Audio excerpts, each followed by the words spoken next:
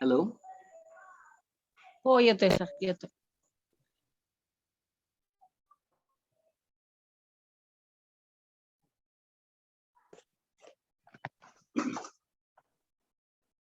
Okay. हा, तर मी सांगत होतो की माझा हा पहिला स्वाध्याय आहे. त्यामुळे जर का काही माझं कुठं चुकलंय तर मला तिथे समजून घ्यावं आणि अशी चूक जरी निदर्शन आणून दिली तरी चालेल, काही अडचण नाही. तर मी आज चालू करतोय. आजचा जो माझा विषय आहे, तो विषय आहे धर्म.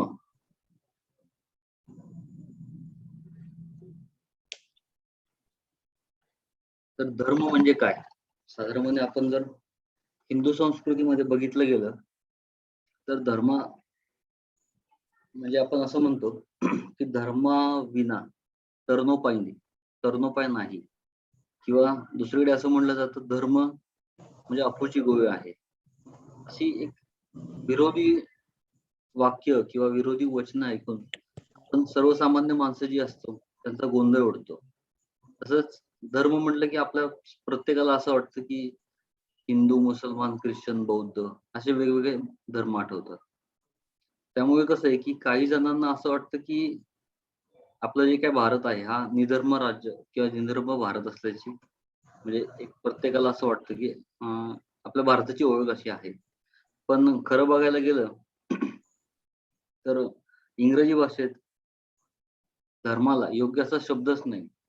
कारण सांगतो, रिलिजन हा जो शब्द आहे, हा रेलिगेट हा एक क्रियापद आहे, ज्याच्यावरून बनलेला आहे. आणि रेलिगेट याचा अर्थ काय?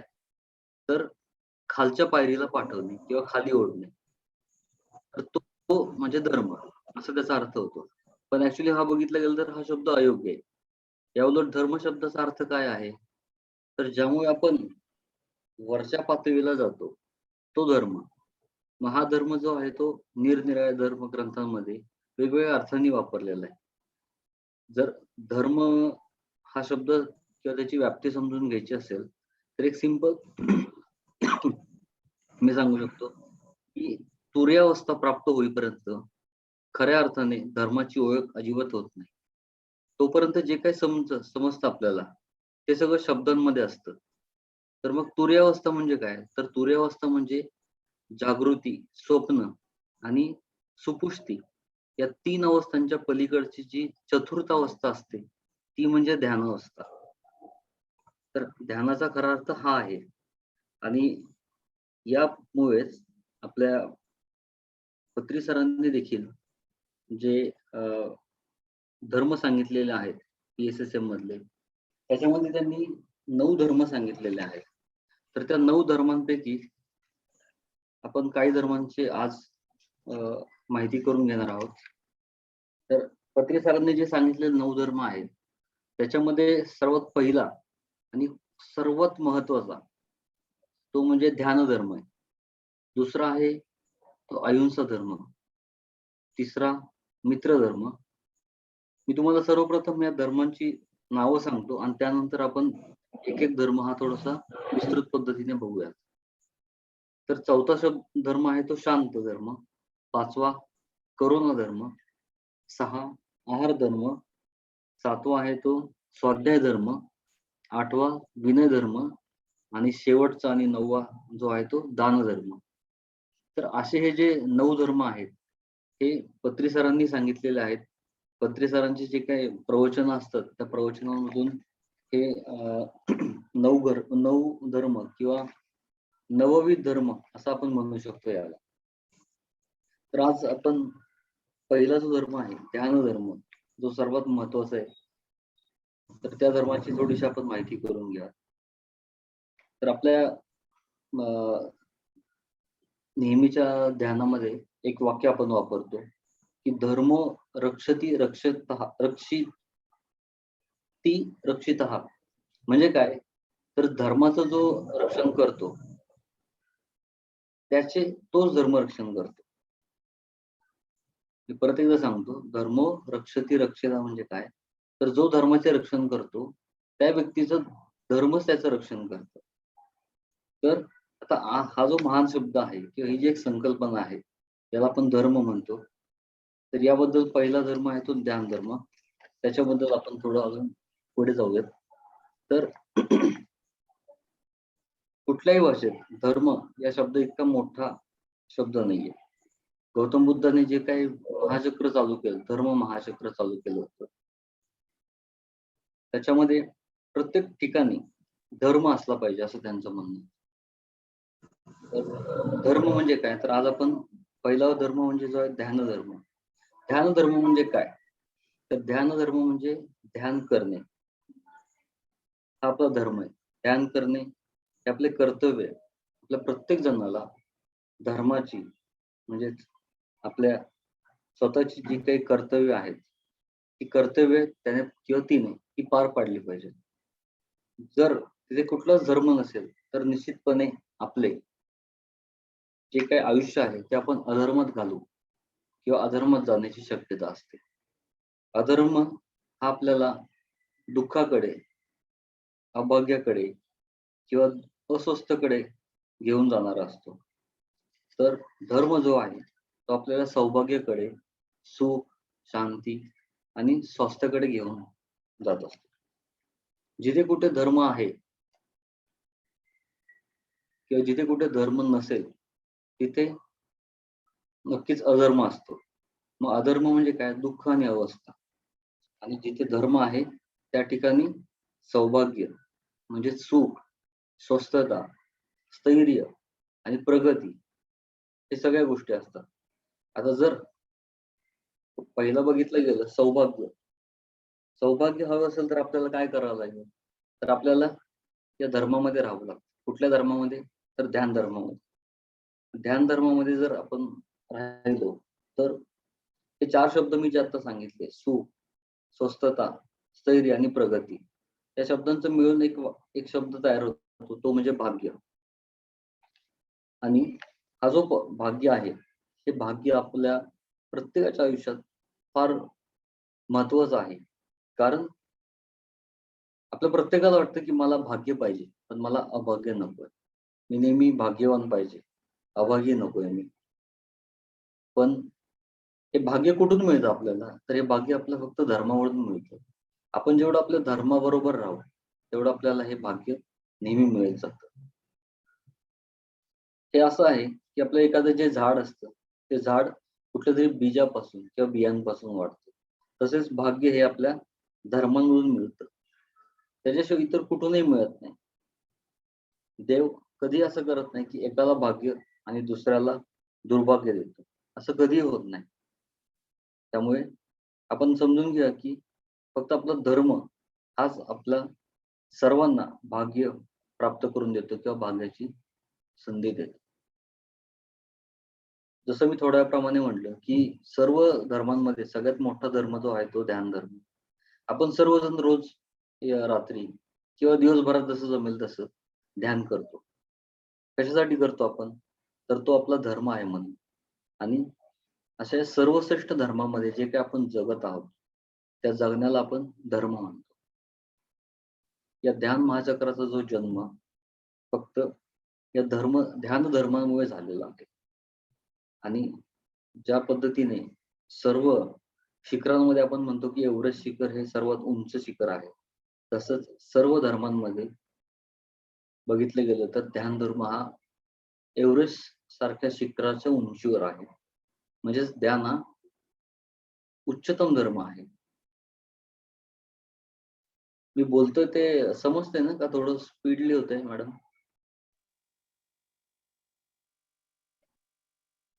आवाज नाही येत मॅडम.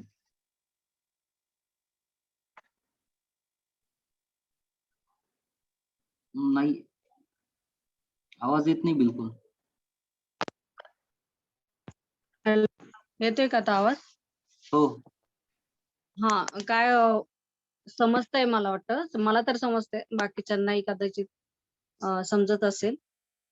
तर फक्त मध्ये थोडासा आवाज ब्रेक होतो. एवढाच विषय आहे. ब्रेक होतोय का? हां, थोडासा. 1-2 वेळा ब्रेक झाला होता. प्लीज बरं. बाकीच्यांनी थोडंसं सांगा की समजतंय का? हॅलो. हां, वासंतीताई बोला. हां, येतोय व्यवस्थित येतोय आवाज. हो, येतेय आवाज. आणि ओके, ओके. म्हणजे जो आणि विषय आहे तो समजतंय त्यांचा हा बोला येस बोला अंजली मॅडम. बोला.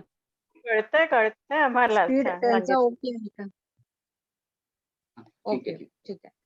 कंटिन्यू करा सर. ओके, ठीक आहे. तर मी आता जे बोलत होतो की भाग्य पाहिजे आपल्या प्रत्येकाला. तर भाग्यासाठी आपण नेहमी ध्यान धर्मामध्ये राहिलं पाहिजे.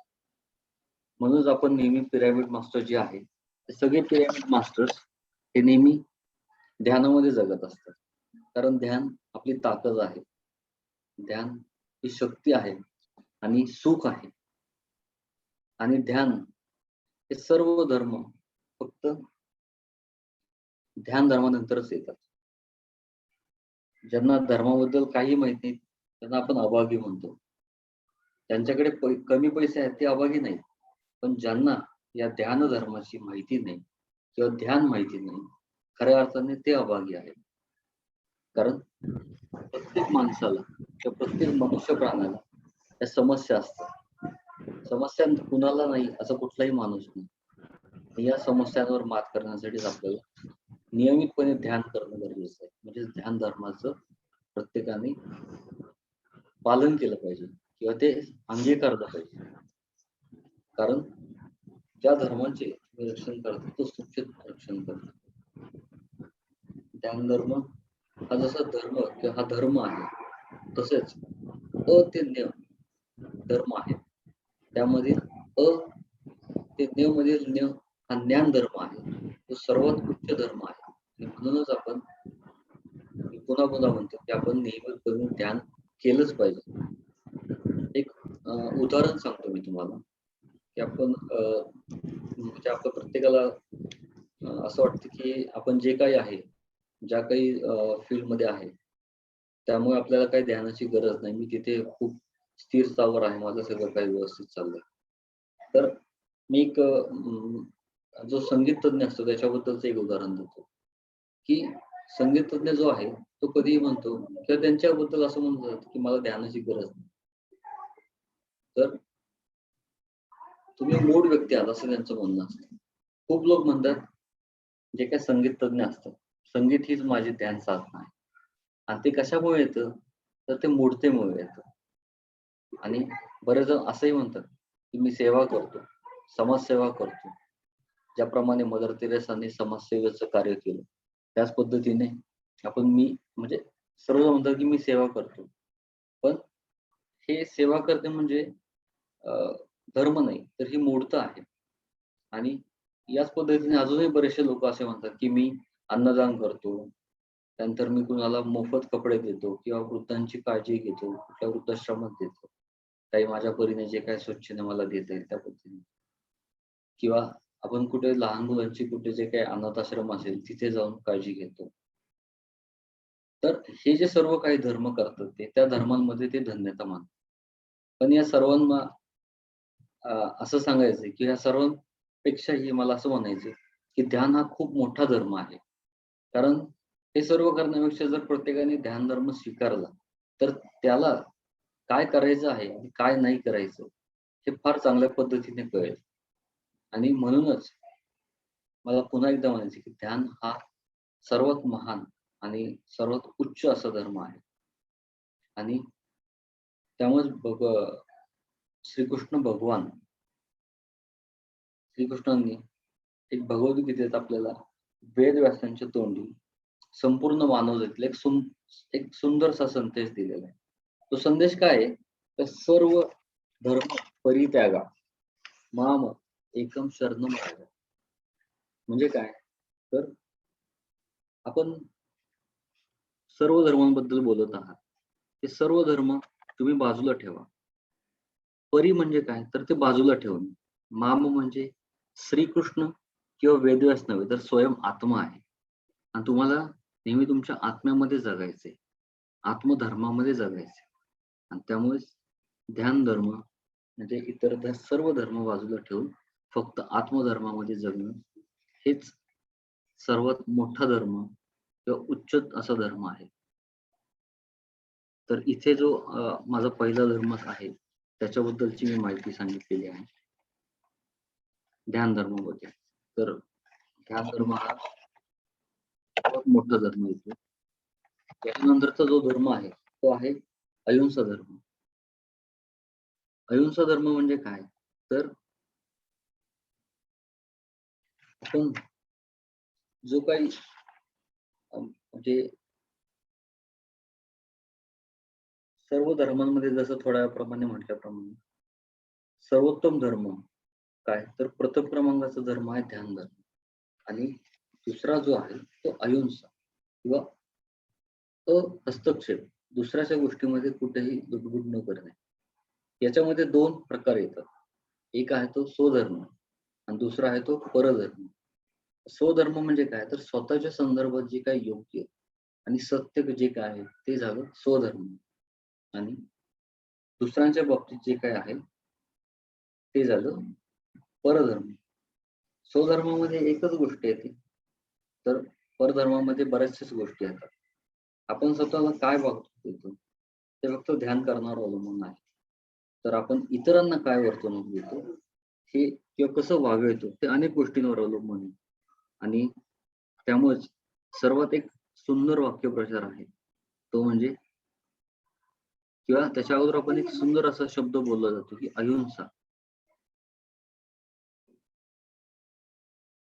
आणि म्हणूनच एक सुंदर असा वाक्यप्रचार केलेला आहे तो म्हणजे अहिंसा परमो धर्म. म्हणजे काय? तर प्राणी जगत जे आपल्या या विश्वामध्ये आहे त्या प्राणी जगताला कुठल्याही प्रकारची हानी पोहोचवणे, ही जी हानी पोहोचवणे आहे ही हिंसा आहे. आणि आपण इतर दुसऱ्यांच्या किंवा कुठल्याही दुसऱ्या प्राणी मात्रांच्या अस्तित्वाला किंवा स्वातंत्र्याला धक्का पोहोचू शकत नाही. तसा अधिकार आपल्याला नाही आहे. म्हणूनच प्रत्येकाने अहिंसा परमो धर्म हा जो काही अर्थ आहे हा आपण अर्थ समजून घेऊया.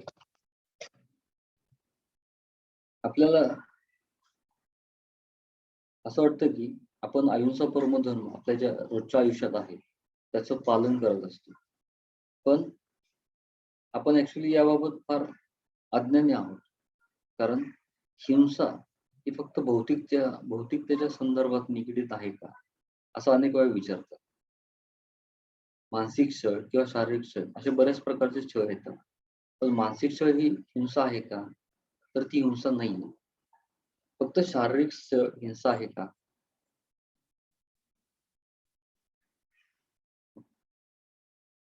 असंही नाही अजिबात. जर कोणी आपल्याला गाढव म्हणलं किंवा माकड म्हणून म्हणलं तर आपल्याला एक कुठल्याही अर्वाच्य भाषेत शिव्या भाषेत बोललं तर ती हिंसा नाहीये. कारण गौतम बुद्धांना त्यांच्या आयुष्यात बऱ्याच लोकांनी अर्वाच्य भाषा वापरली, परंतु ते कधीही त्यांना उलट बोलले नाही. उलट त्यांनी त्यांचं स्वागत केलं की ते त्यांच्यावर हसले. ते व्यथित नाही झाले अजिबात कधीही. आणि त्यांचे शब्द जे काही आहेत ते तुम्ही विचारात घेता म्हणून ते व्यथित होऊ शकतात. आणि गौतम बुद्धांनी हेच केलं की त्यांनी जे काही विचार मांडले त्या विचारांमुळेच ते व्यथित नाही झाले. कारण ते विचार त्यांनी तेवढे मनावर घेतले नाही. कारण त्यांनी तेवढी किंमत दिली नाही त्या शब्दांना. आणि म्हणूनच जर तुम्ही त्या शब्दांचा विचार केला किंवा ते शब्द तुम्ही मनाला लावून घेतले तर तुम्ही हिंसेचा अनुभव करता. याउलट दुसऱ्याला किंवा कुठल्या दुसऱ्या व्यक्तीला जर आपण इजा केली किंवा एखाद्याचे हातपाय तोडणे वगैरे असले काही प्रकार केले तर शारीरिक छळ किंवा हिंसा असं बोललं जातं. आज प्रत्येक ठिकाणी आपण बघितलं गेलं तर प्रत्येक घरामध्ये कुठे ना कुठेतरी थोड्या प्रमाणे म्हणजे असं बोललं जातं की सासू सुनेचा छळ किंवा सून सासूचा छळ करते किंवा पालकांनी आपल्या मुलांना मारलं तर हिंसा होते किंवा पालकांनी आपल्या मुलाला मारावं की न मारावं असे प्रश्न उपस्थित केला जातो. आणि जर मारायचं असेल तर का मारावं? तर याला काही अपवाद आहे. जसं प्रत्येक नियमाला अपवाद असतात त्याच पद्धतीने यालाही काही नियम आहेत. आता अपवादात्मक परिस्थितीत प्रत्येक जण कधी कधी कुठेतरी थोडंफार मारलं जातं किंवा बोललं जातं असे प्रकार होतात. पण त्याला हिंसा कधीही बोललं जातं. उदाहरणार्थ जर आपल्याला परीक्षेमध्ये चांगल्या पद्धतीने जर मार्क्स मिळाले नाही तर आपले वडील किंवा आपले वडीलधारी मंडळी आपल्याला बोलतात की तू काही पर्सेंटने पहिला क्रमांक हुकवलास किंवा तू ते मिळवलं नाही आणि तू तुझा शब्द खरा केला आणि तू माझा अपमान केलास वगैरे वगैरे असं काही बोललं जातं. आणि याच्याही वरती कधी कधी असंही होतं की ते वडील त्याला मारतात किंवा प्रसंगी बऱ्याच प्रकारची मारहाणही केली जाते. पण त्याला आपण कधी हिंसा असं म्हणू शकत नाही, कारण ते जे काय आहे ते अपवादात्मक परिस्थिती नाही. आणि म्हणूनच इथे राग जो काय आहे तो राग किंवा हिंसा नव्हे तर तो अपवाद आहे. आता मी जे उदाहरण सांगितलं त्या उदाहरणामुळे एक जगातला एक प्रसिद्ध वैज्ञानिक जो आज आहे तो याच गोष्टीमुळे मोठा वैज्ञानिक झालेला आहे. मला त्याचं नाव आठवत नाही, पण मी नाव आठवल्यावर मी सांगेन थोड्या वेळ. आता याच्या पुढचं आपण असं बघूया की आध्यात्मिक शक्तिवान किंवा आध्यात्मिक शक्तिवानाला आध्यात्मिक योग्यता आहे. अजून आपण अहिंसा परमो धर्म हा जो धर्म आहे या धर्मामध्येच आपण आहोत. पण तुम्हाला वाटेल की मी थोडासा विषय डायव्हर्ट करतो, तर असं होत नाही. कारण सांगतो तुम्हाला, आध्यात्मिक शक्तिवानाला आध्यात्मिक योग्यता आहे का? आपण बघू शकलो तर ब्रह्मज्ञानी लोक जे असतात ते काही करू शकतात, कारण ते सर्व जाणतात. आणि आपल्याला जर आपण कुठल्या परिस्थितीमध्ये असेल तर त्या परिस्थितीचे थोडेफार नॉलेज असले पाहिजे, ऍटलीस्ट 90-95% तरी. आणि तुम्ही दुसऱ्याच्या आणि त्यामुळेच तुम्ही दुसऱ्याचे जे काही भौतिक शारीरिक सुख आहे किंवा दुःख आहे, सुख म्हणण्यापेक्षा जर त्याला दुःख दिलं तर ती हिंसा आहे. आणि त्यामुळे ती हिंसा करू नये किंवा त्याला दुःख देऊ नये. पण हे ब्रह्मज्ञानी लोक जे आहेत ते सुद्धा जर का काही कोणी अनुचित काही बोललेलं आहे किंवा कुठे अनुचित प्रकार चालू आहे असं जर त्यांनी बघितलं तर त्यांचाही हात किंवा त्यांचेही बोल किंवा त्यांच्याकडूनही त्या पद्धतीची कृती होऊ शकते.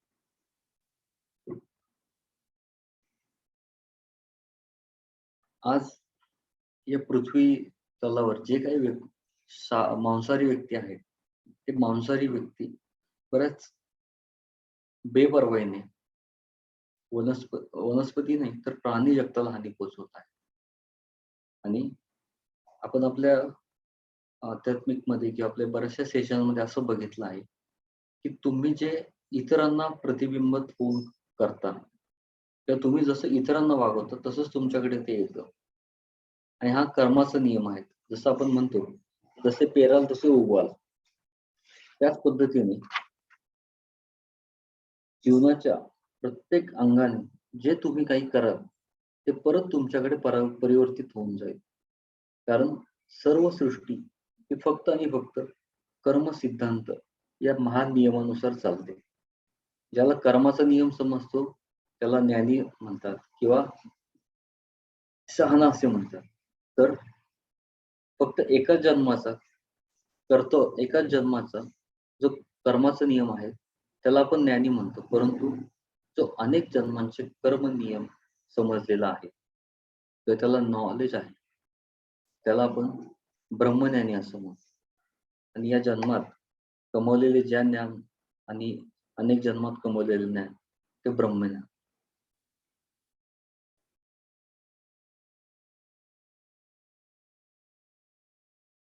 या धर्मावर बोलायला गेलं तर अजून बरंच काही आहे, परंतु मी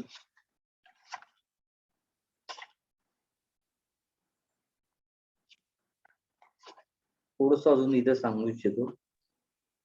मॅडम सर मला पण वाटतं थोडस घेऊन 1-2 मिनिटं, कारण 10 वाजत आलेत. हो 10 आपल्याला वाजता करायचंय. Yes correct. हा जो आपला धर्म आहे अहिंसा परमो, या धर्मामध्ये शी संबंधित एक मला भगवद्गीतेत जे श्रीकृष्णांनी म्हटलं आहे की बहुनी मे व्यतीतानी जन्मानी तव चार्जुन तानाय वेद सर्वांनी न तो व्यक्त परत. म्हणजे काय, तर हे अर्जुना, तू आणि मी अनेक जन्मातून फिरून आलो, पण मला ते सर्व पूर्वजन्म माहित आहेत. परंतु तुला फक्त हाच जन्म माहित आहे. तुझ्या आणि माझ्यातला फरक हा फक्त जो काही आहे तो फक्त ज्ञानी आणि ब्रह्मज्ञानी यामुळेच आहे. कारण तुला ज्ञानी म्हणतात तर मला ब्रह्मज्ञानी. पांडव हे ज्ञानी होते किंवा आहेत. असं तर श्रीकृष्णाला ब्रह्मज्ञानी असं म्हटलं जातं. पांडव उत्तम आहेत तर श्रीकृष्ण जे आहेत ते उत्तमोत्तम किंवा पुरुषोत्तम असे आहेत. कौरव अज्ञानी आहेत आणि त्यामुळे त्यांना कर्माचा नियम माहिती नव्हता. जेव्हा त्यांच्याकडून द्रौपदीला त्रास दिला गेला तेव्हा त्यांना माहित नव्हते की याचे फळ किती मोठे भोगावे लागणार आहे. त्यांना जर कर्माची माहिती नसेल किंवा इतर कोणालाही कर्माची माहिती नसेल तर त्यांच्या अज्ञानामुळे आपल्याला बरेच अडचणी येतात. आणि म्हणूनच आपल्याला किंवा ज्याला माहित नाही त्याला अज्ञानी असं बोललं जातं. तो ज्ञानाला विचारतच घेत नाही तो खऱ्या अर्थाने अज्ञानी आहे. या जन्मापासून आपण घेतलेली प्रत्येक माहिती ज्ञान म्हणजेच ज्ञान, जे अनेक जन्मापासून घेतलेलं जे आहे ते ब्रह्मज्ञान. जर असा कोणी प्रश्न विचारला की अनेक जन्म असतात हे खरे आहे काय, तर तो अज्ञानी.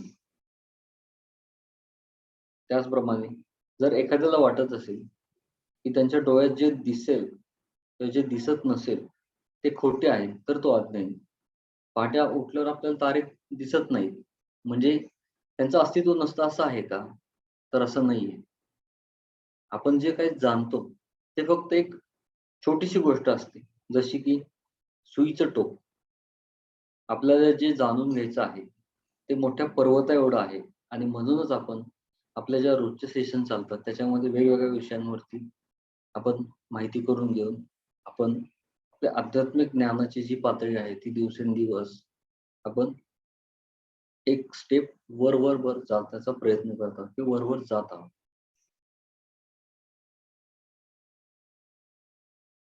श्रीकृष्ण आपल्याला सर्व किंवा पूर्व जन्मांबद्दल जाणत आहेत, तर अर्जुन फक्त त्याच्या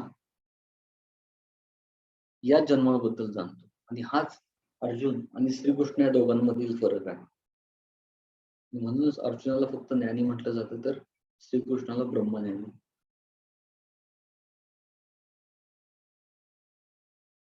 मला वाटतं मॅडम अजून थोडस आहे, एक मिनिटात मी संपू शकतो. ठीक आहे, चालेल सर. एक एवढं असेल 1 मिनिटात संपण्यासारखं तर ठीक आहे, नाही तर आपण पुढच्या वेळेस परत कंटिन्यू करू शकतो. येस येस येस, नक्की नक्की. ओके. थोडस फक्त ते जो अर्जुन आणि याचा पार्ट आहे त्याच्यावरतीच रिलेटेड आहे. ओके, ठीक आहे.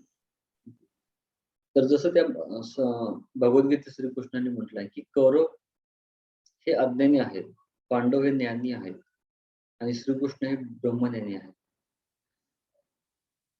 आपण आपल्या आधीच्या जन्माबद्दल जर जाणून घेण्यासाठी ध्यान केलं पाहिजे किंवा आपण ध्यान करून आपल्या आधीच्या जन्माबद्दल माहिती करून घेऊ शकतो. आपण नुसतीच भगवद्गीता वाचली तर आपल्याला पूर्वजन्मीचे ज्ञान कधीच प्राप्त होणार नाही. आपल्याला पूर्वजन्म आपला कसा होता हे कधीही माहिती नाही. या जन्मातून जर आधीच्या जन्मात जायचं असेल किंवा त्याच्याबद्दल जाणून घ्यायचं असेल तर ध्यान केलं पाहिजे. जर आपण ध्यान केलं तर आपण ब्रह्मर्षी बनू शकतो. जसे आपले पत्री सर आहे आणि आपल्या जोशी सरांनाच आता नुकतीच ही पदवी म्हणू शकतो किंवा हा बहाल म्हणून मिळालं आहे. तर जर ध्यान केलं तर आपण ब्रह्मर्षी बनू शकतो. या जगात 3 प्रकार, त्यामुळेच असं बोललं जातं की या जगात 3 प्रकारचे लोक आहेत. ते म्हणजे अज्ञानी, ज्ञानी आणि ब्रह्मज्ञानी. कौरवांसारखे अज्ञानी, पांडवांसारखे ज्ञानी बनले पाहिजे. त्याचप्रमाणे पांडवांसारखे ज्ञानी श्रीकृष्णांसारखे ब्रह्मज्ञानी बनले पाहिजे. आणि हे 3 टप्पे प्रत्येकाने चालले पाहिजे. जरी कौरवांनी छळवणूक केली असेल तर ती पांडवांनी सहन केली. पण जेव्हा त्यांनी मर्यादा ओलांडली तेव्हा पांडवांसाठी ती न टाळता येण्यासारखी घटना झाली आणि ते त्या विरोधात उभे राहिले किंवा उभे ठाकले. ही अपवादात्मक बाब आहे. प्रत्येकाला, कारण जसं मी मगाशी सांगितलं की प्रत्येकाला नियम आणि अपवाद आहेत, त्याची माहिती पाहिजे. शेक्सपियरने एकदा यामुळेच म्हटलं होतं की मोर बेटर. पण जसा हा इंग्रजी शब्द आहे, हा शब्द इंग्रजीच्या व्याकरणाच्या काटेकोर नियमांप्रमाणे योग्य नाहीये. तर दोन्ही शब्द आपण एकत्र वापरणे चूक आहे. आणि मला वाटतं मी इथे थांबतो. एक मिनिट होऊन गेलेलं आहे. त्याच्यामध्ये मी सांगतो की दुसरा जो आपला धर्म आहे अहिंसा, किंवा जे 2 धर्म आपण बघितले त्याच्यामध्ये मला वाटतं आपल्या सर्वांनाच माहिती की धर्म आपला सर्वात महत्वाचा आहे तो म्हणजे ध्यान धर्म केलाच पाहिजे. म्हणजे जर आपण थोडक्यात बोलायचं झालं तर, आणि प्रत्येकाने ध्यान धर्म करून एक ज्ञानी बनलं पाहिजे. त्याने एक आध्यात्मिक पातळी त्याची गाठली पाहिजे. आणि दुसरं म्हणजे आपल्या जीवनामध्ये जगत असताना कुठल्याही प्रकारे प्राणी मात्राची हिंसा केली नाही पाहिजे. हे 2 फक्त आपण आज धर्म बघितले. बाकीचे धर्म आपण नेक्स्ट टाइम बघूयात. तर आता आपण थोडस मेडिटेशन चालू करूया, एक अर्धा तास. तर ते पुस्तक जवळ असेल तर दाखवा, म्हणजे सगळ्यांना कळेल कुठलं पुस्तक शेअर केलंय तुम्ही आता.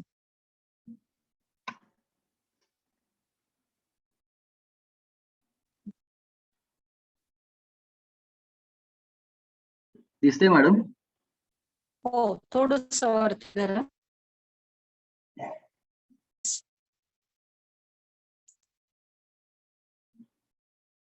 ओके. गुरुजींचं पुस्तक आहे, मराठीमध्ये ट्रान्सलेट केलेलं, नवविध धर्म म्हणून.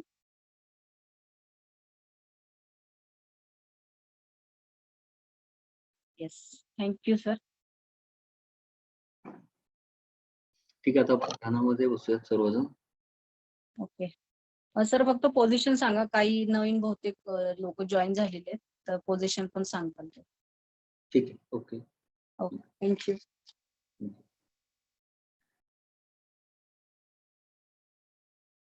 प्रत्येकाने आपले डोळे, सर्वप्रथम ज्याचे चष्मे असेल त्यांनी चष्मे काढून ठेवा आणि आपले डोळे हे अलगदपणे बंद करा. आपल्या हाताची बोटे एकमेकांमध्ये गुंतवा आणि पायाची बोटाजवळ अडी घालून बसा.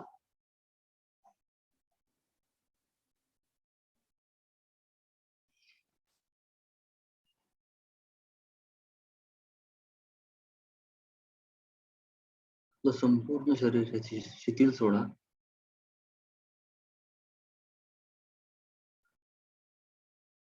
आणि फक्त पाठीचा कणा ताठ ठेवा. बाकी पूर्ण शरीर शिथिल सोडा आणि अतिशय आरामात बसा, सुखासनात बसा.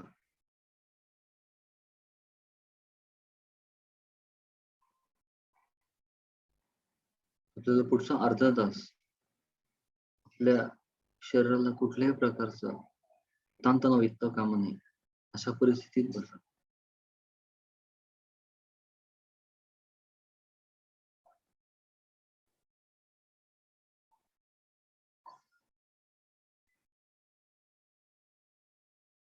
आणि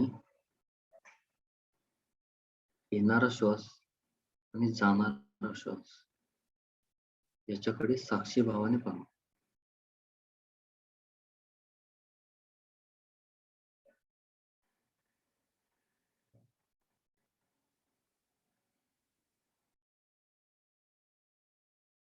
मनामध्ये जे काही विचार येतील ते विचार सोडून द्या. त्या विचारांच्या मागे न जाता आपण आपल्या नेहमीच्या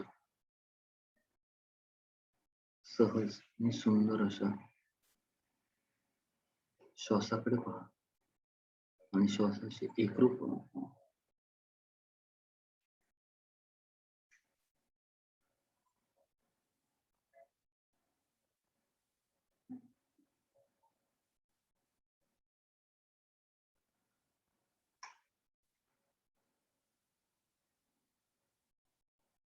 कुठलाही मंत्र नाही,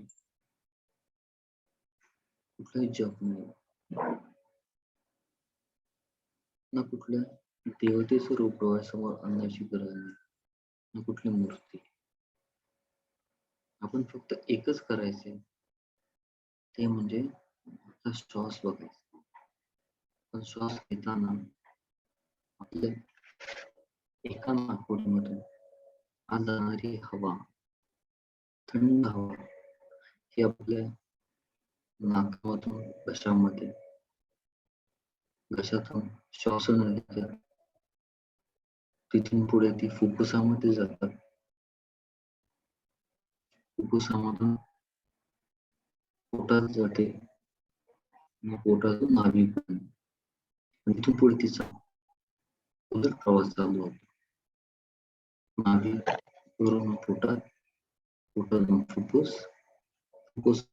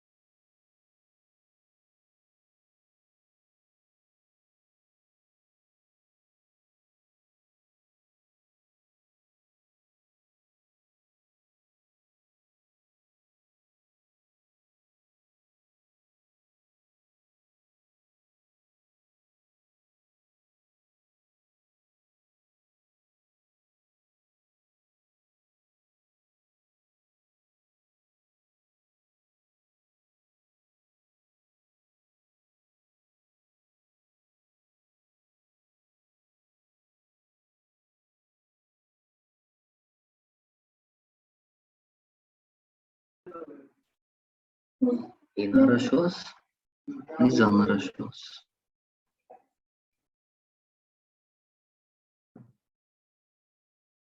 हे काय झालं? हॅलो.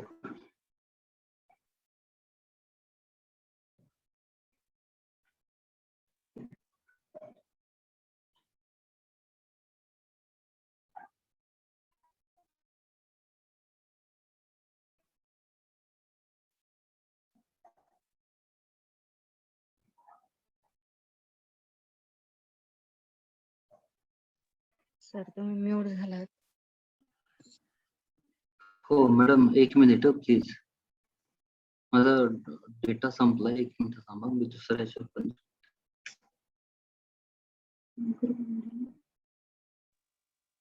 सर्वांनी आपल्या श्वासाबरोबर राहायचंय.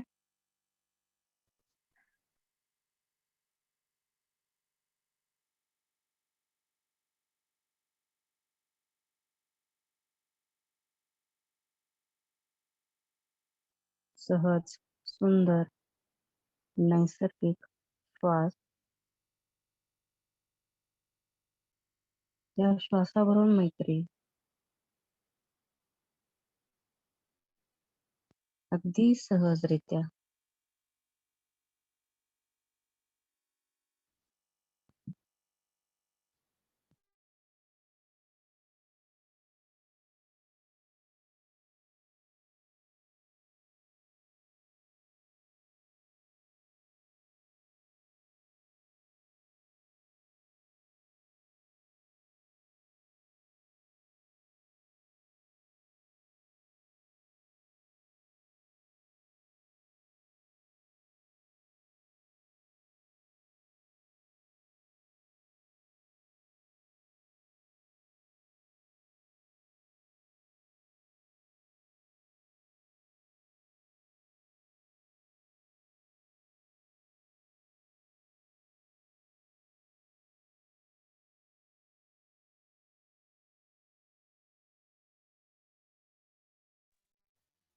वेळ पूर्णपणे श्वासाबरोबर राहण्याची आहे.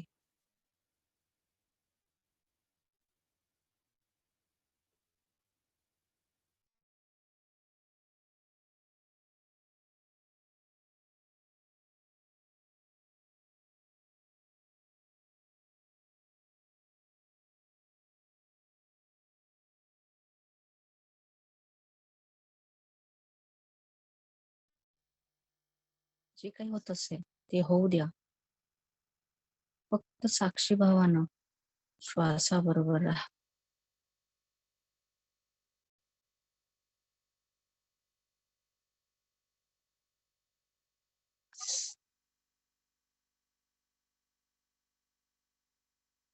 श्वास कल्पवृक्ष,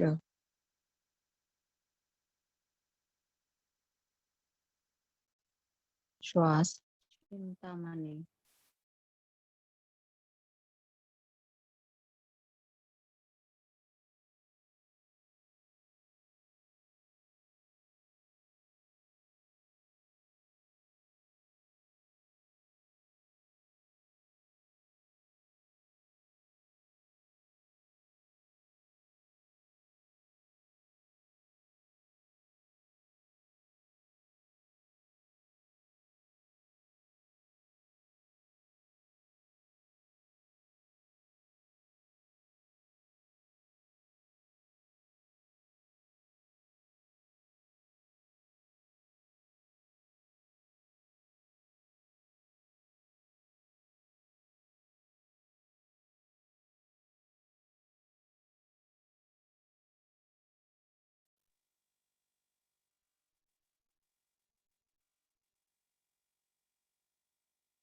आपल्या जन्मापासून आपल्या बरोबर असणारा हा श्वास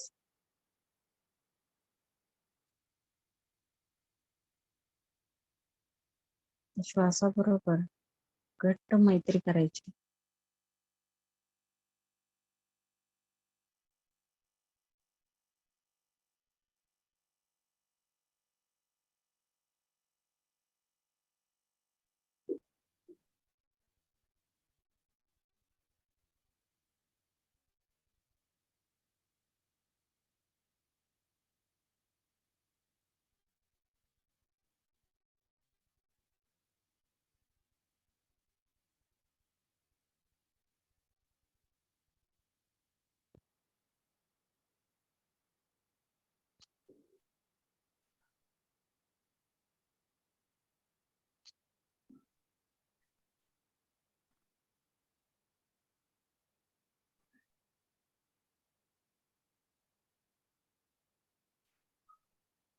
आत येणाऱ्या आणि बाहेर जाणाऱ्या श्वासाबरोबर पूर्णपणे एकरूप व्हायचा प्रयत्न करायचा आहे.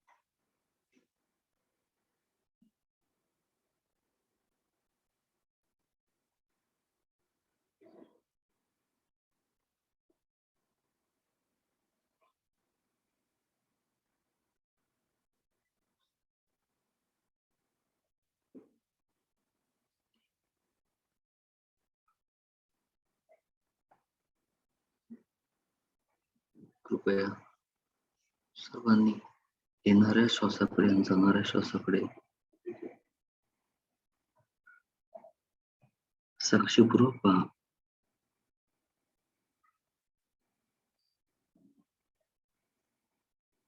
आपण घेणारा प्रत्येक श्वास किंवा आज जाणारा प्रत्येक श्वास आपल्यासाठी आनंद, सुख, शांती, समाधान घेऊन येणारा आहे.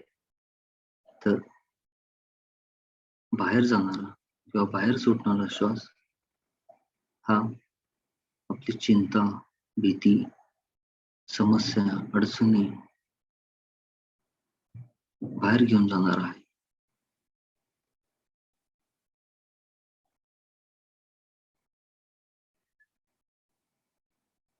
त्यामुळे प्रत्येक श्वासाकडे बघा.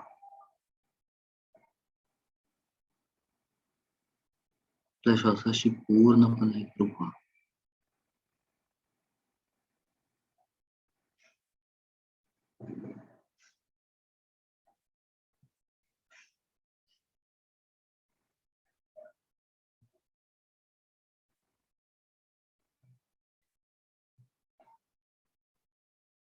पूर्णपणे अवेअरनेस मध्ये राहून आपल्याला प्रत्येक श्वास बघायचा आहे. एकही श्वास सोडता कामा नये.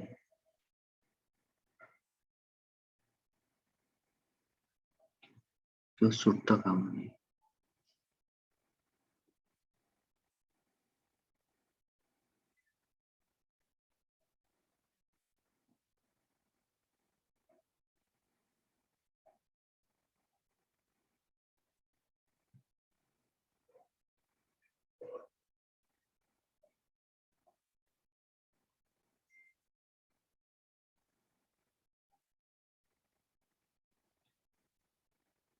श्वास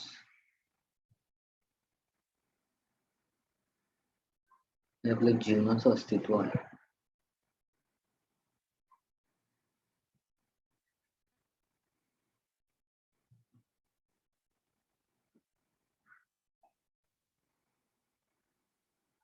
किंवा असे म्हटलं जातं, 2 श्वासांमधील अंतर म्हणजे आपलं जीवन आहे.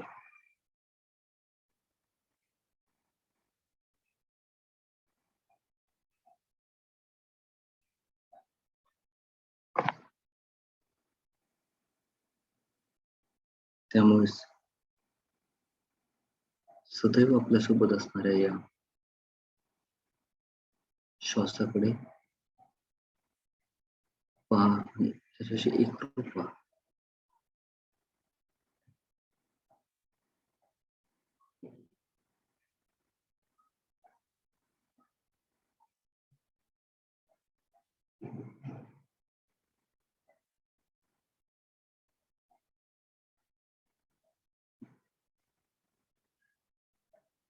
मनामध्ये येणारे विचार पूर्णपणे सोडून द्या.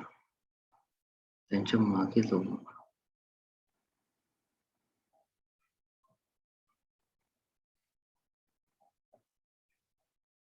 विचार सोडून आपली चेतना ही परत आपल्या श्वासाकडे आणा. ज्याच्याकडे एकरूप व्हा.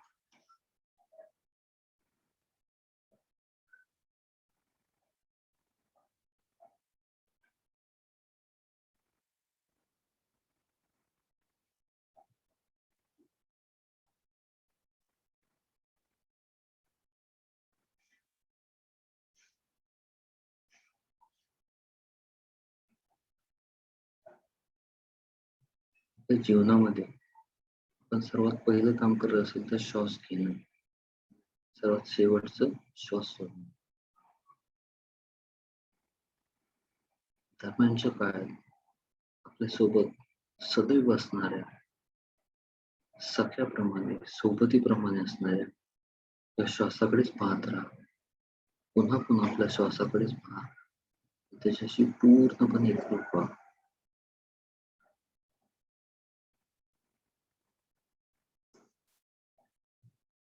ज्यावेळेस आपण त्याच्याकडे बघून एकरूप होईल तेव्हा आपल्या मनातील विचार पूर्णपणे कमी झालेले असते आणि आपलं मन अतिशय शांत झालेलं असते.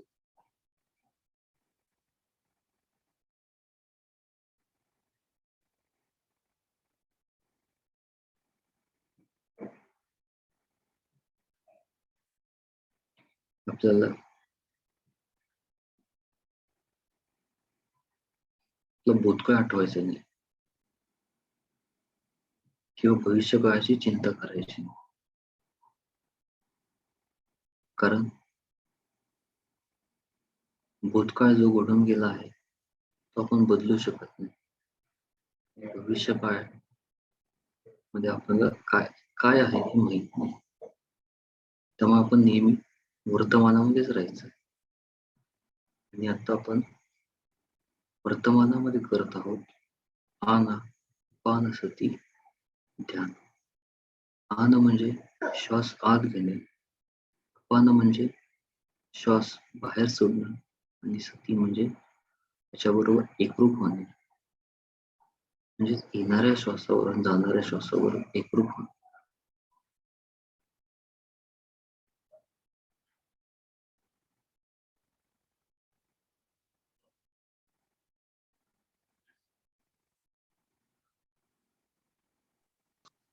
Last 5 minutes.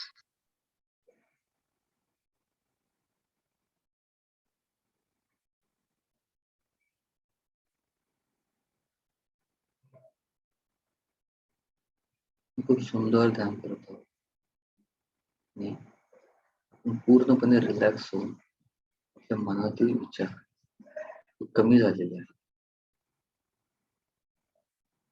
देवांना पूर्णपणे गेले असतील.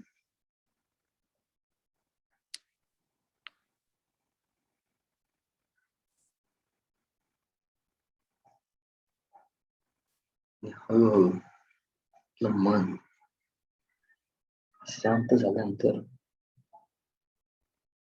किंवा विचार शून्य झाल्यावर आपल्याला या विश्वातील वैश्विक ऊर्जा म्हणजेच कॉस्मिक एनर्जी ही आपल्या डोक्यावरील ब्रह्मरंध्रामधून आपल्या शरीरामध्ये प्रवेश करून संपूर्ण शरीरामध्ये ते पसरणार, ते पसरत आहे.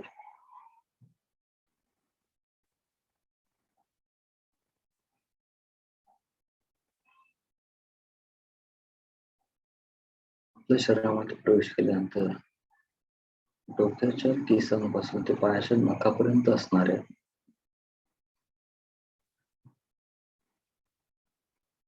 असंख्य नाडींमध्ये आणि नाडींमधल्या पेशींमध्ये तिचा संचय होत आहे आणि जिथे काही ब्लॉकेजेस असतील ते ब्लॉकेजेस ते क्लिअर करेल आणि त्यामुळेच आपल्याला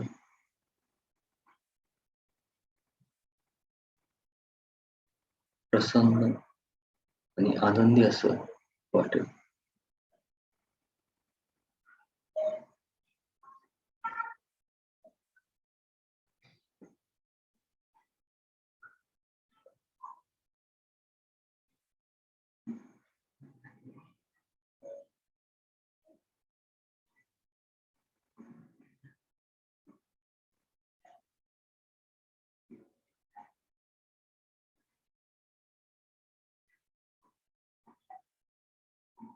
शेवटची 2 मिनिटे.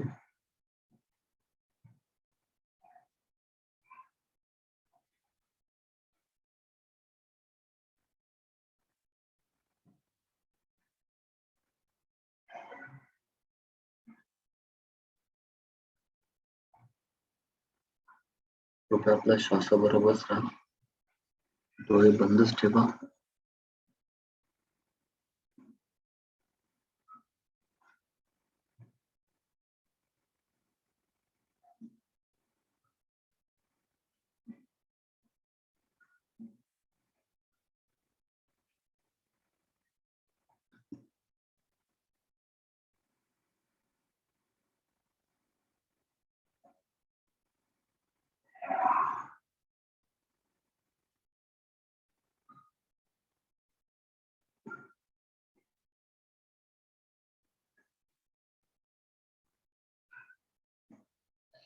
शेवटचा 1 मिनिट.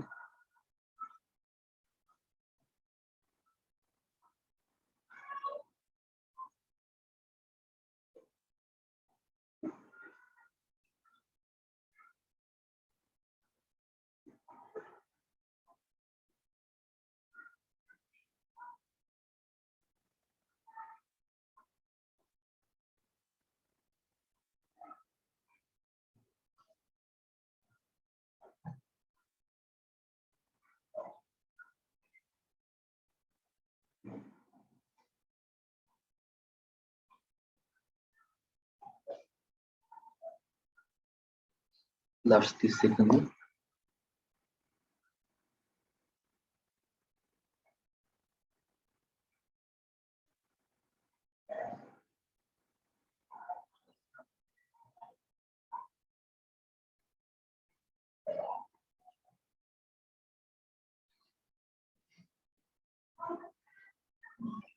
दहा, 9, 8, 7, 6, 5, 4, 3, 2, 1. प्रत्येकाने आपली बोटे ओपन करा आणि आपले हात आपल्या डोळ्यांवर ठेवा. 5, 4, 3, 2, 1 आणि 0. हळूहळू हात खाली घेत एक सुंदर स्माइल करत डोळे उघडा आणि काही सेकंद शांत बसा.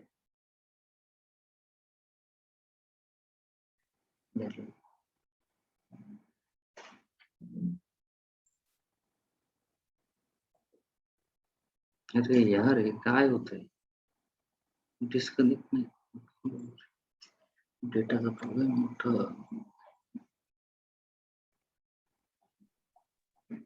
Thank you sir. Thank you very much. खूप छान झालं.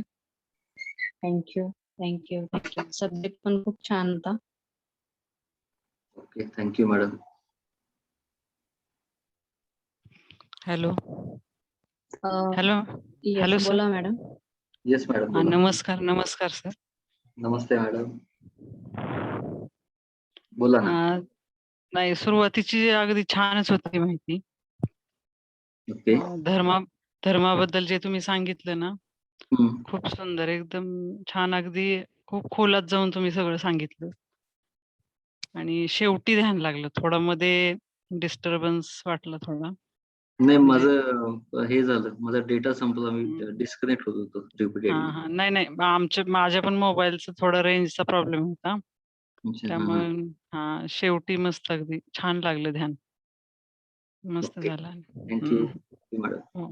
Okay sir. छान झालं मेडिटेशन.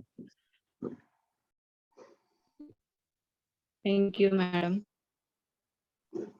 अजून कोणाला काही शेअर करायचंय?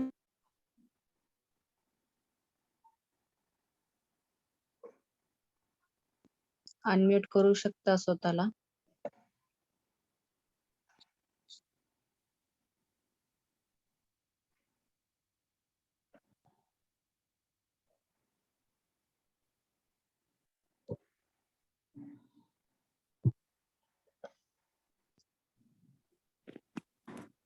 ओके.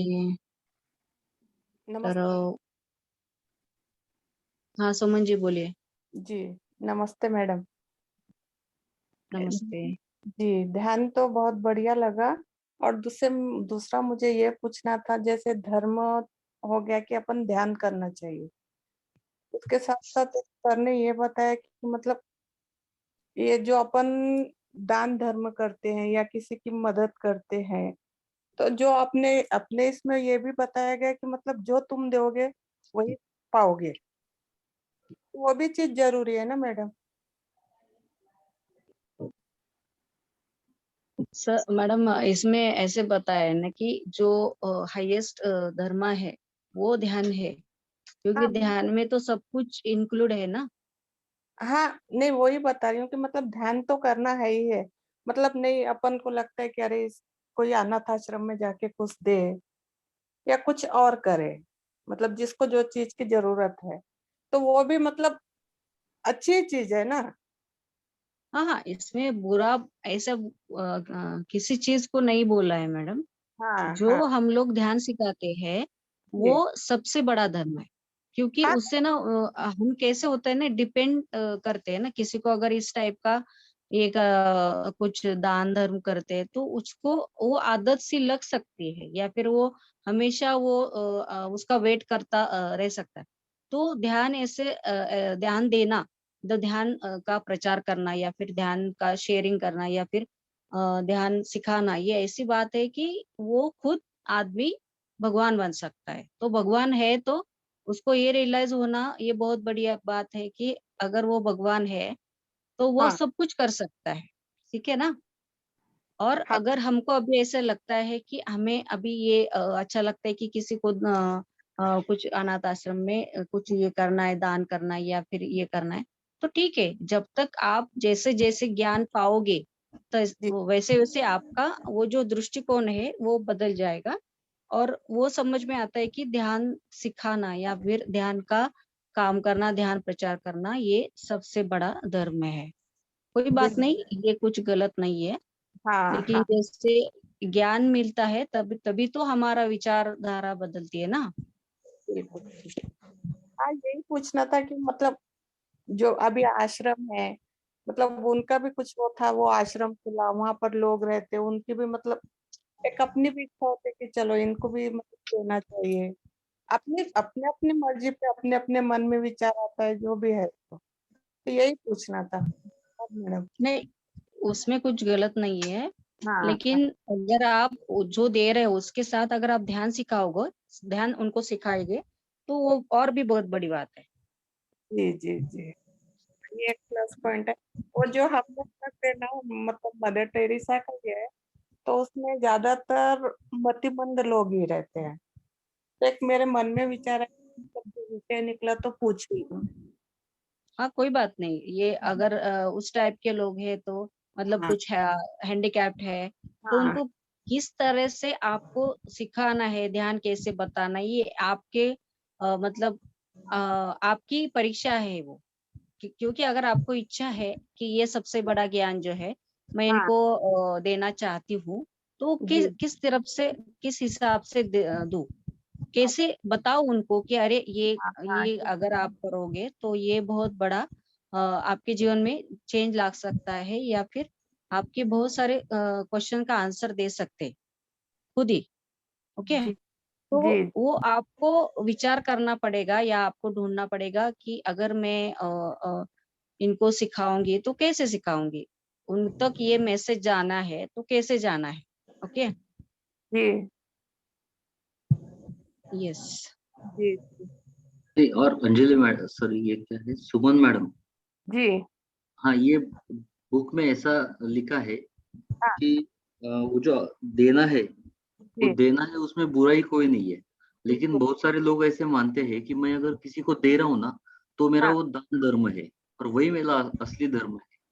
लेकिन सर का कहना ये है कि इसके ऊपर भी एक धर्म है, जो कि ध्यान धर्म है। तो वो इम्पोर्टेंट है। आप उसके साथ ये भी करो। तो सर को सिर्फ ये मैसेज देना था कि ध्यान भी करते रहो और वो भी करते हो, लेकिन ध्यान उससे भी इम्पोर्टेंट है। तो आप जी, दोनों करते रहो। ये मैसेज है उसमें। जी, जी, जी। धन्यवाद सर, बहुत बढ़िया ज्ञान मिला आज। Thank you, thank you.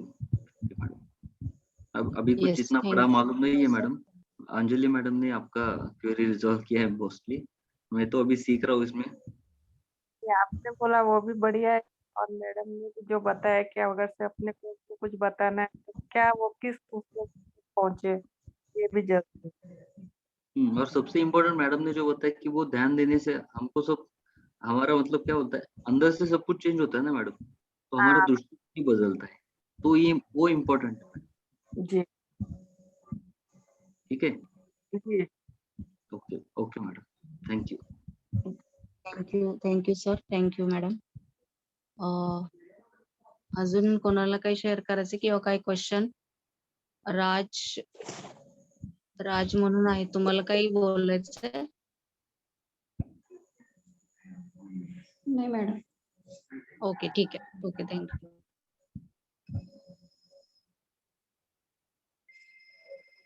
झालं. ठीक आहे सर, मग आपण एंड करूया.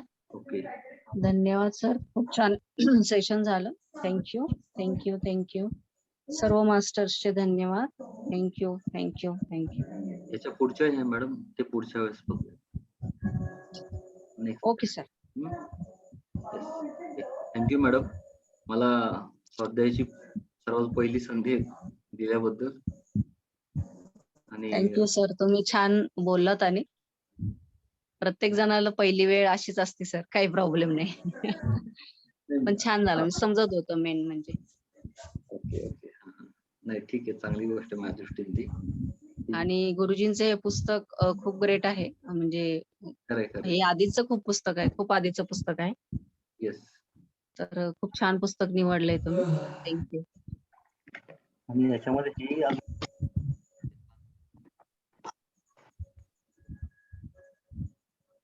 बघा हे हा येस, हे पण. हे खूप सुंदर पुस्तक आहे, मला फार आवडले. हो फार हो, खूप छान आहे.